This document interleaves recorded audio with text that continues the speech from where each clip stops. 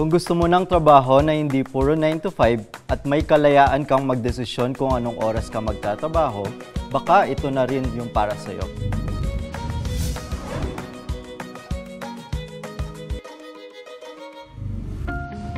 Nung na-realize ko po na with my corporate job, dumating yung time na napagod ako sa commute. So naisipan ko na what if gawin ko yung travel time papunta sa work na side gig.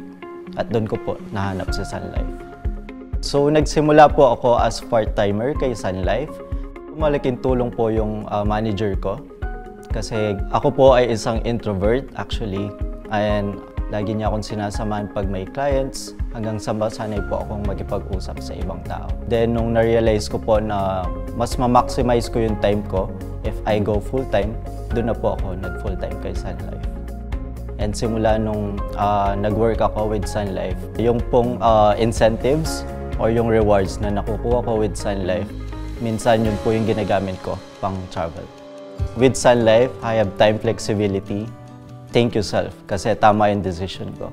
Naging priority ko, which is having time with my friends, family, and of course, with myself.